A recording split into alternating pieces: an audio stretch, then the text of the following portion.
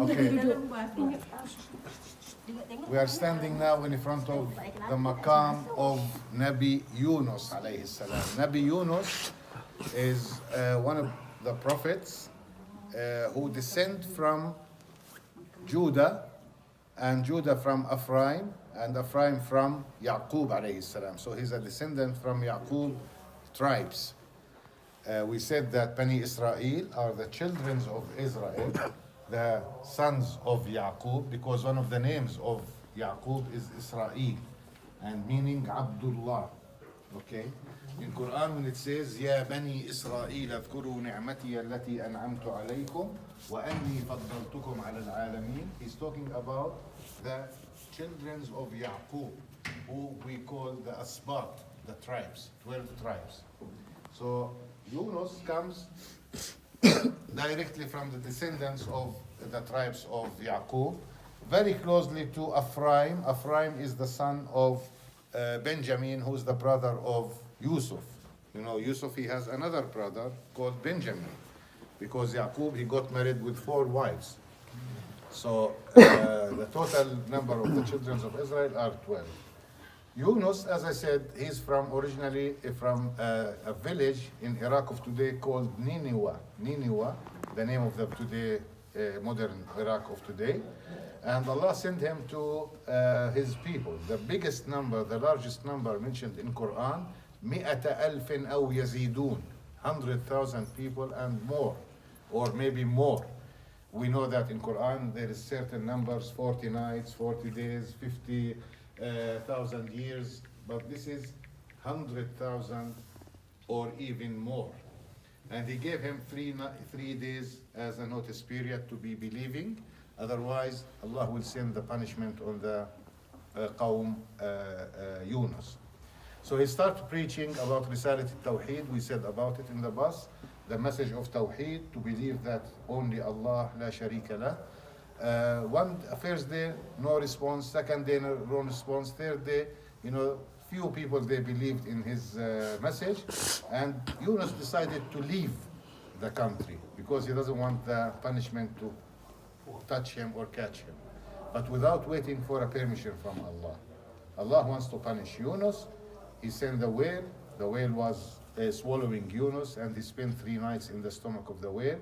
And then finally, the order came from Allah to the whale to throw away Yunus from the stomach. The whale said, Allah, keep him in my stomach. I'm very happy to carry a prophet. What Allah said, فَلَوْلَا أَنَّهُ كَانَ مِنَ الْمُسَبِّحِينَ لَلَبِثَ فِي بَطْنِهِ إِلَى يَوْمِ يُبْعَثُونَ. This is in Quran. Because he was doing the tasbih, I put my mercy on him. Otherwise, I could keep him in your stomach until Yawm al-Qiyamah, talking to the whale. So he was thrown away. It says that at the seashore of Jaffa, city of Jaffa, close to Tel Aviv, which we are going to see tomorrow, inshallah, 30 kilometers far from here. But when he threw him away, he was very weak. Yunus was very weak, because 3 days, no food, no drink, nothing, and his body was affected by the acids of the stomach of the whale. Allah said what in the Quran? فَنَبَذْنَاهُ فِي الْعَرَاءِ وَهُوَ مُلِيمٌ وَأَنْبَتْنَا عَلَيْهِ شَجَرَةً مِنْ يَقْطِينٍ. Allah, also He is very mercy. So He planted a pumpkin tree, yaqteen, the pumpkin, And the characters of the pumpkin tree has so many characters that, first of all, it's full with liquids, water, that Yunus needs for his body because of the dehydration. And also the pumpkin tree has very wide leaves that it can make like a shaded area. Because he was in a barren area, his body was exposed to the sun, so he needs a shade. And the most important character with the pumpkin tree, that it gets rid of the flies and the insects.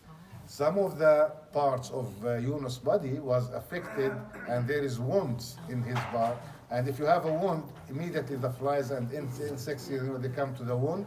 So the pumpkin tree will prevent and kick away the flies and the insects to come on any wound. And when he got a little bit stronger, he walked from Jaffa, 30 kilometers, to this city, to this village. It's called Hal-Hul. Hal-Hul, two parts of the word. Halla, Hawlun. Halla means lived.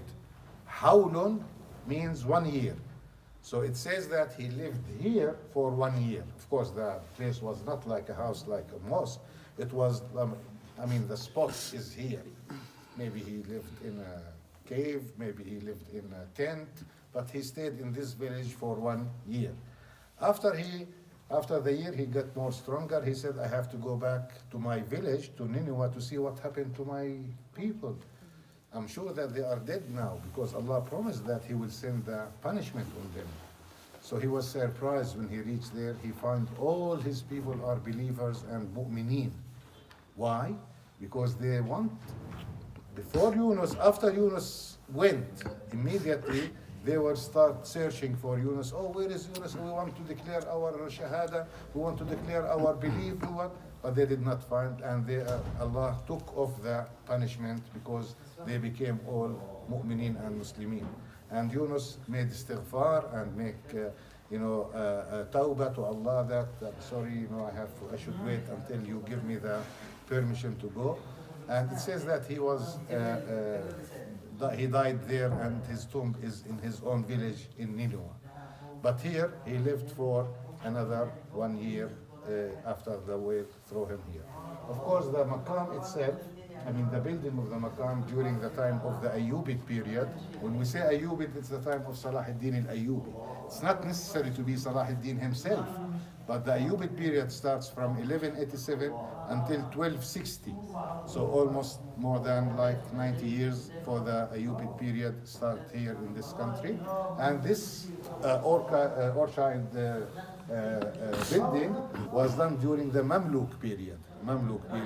And this extension is a modern mosque which has been added to the mosque, and it became known as the Mosque of Nabi Yunus Alaihissalam.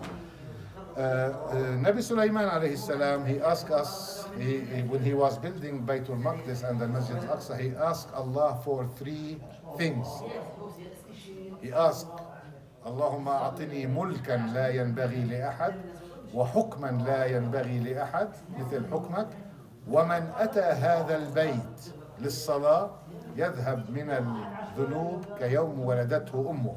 Meaning that Sulaiman alayhi salam asked Allah to give him the wisdom and the judgments, and anybody comes to Baytul Maqdis to pray, and only to pray, his niyyah, his belief from inside coming, only I want to go to pray in Masjid Aqsa, he will be clean of the sins as his mother born him just now.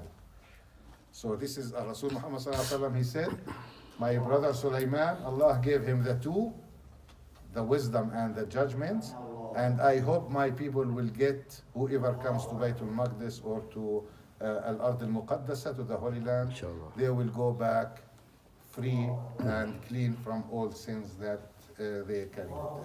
So you are very lucky that you came here. You are very lucky that you are doing this trip. And Allah يتقبل منا ومنكم إن شاء الله, والله يتقبل القبول إن شاء الله. Alhamdulillah. Okay, what we'll do now, it's 12:40. We will go to Bethlehem for lunch. It will take something like 35 minutes. By the time we reach there, it will be lunchtime.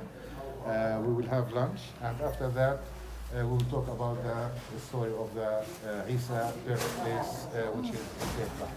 Okay, let's go.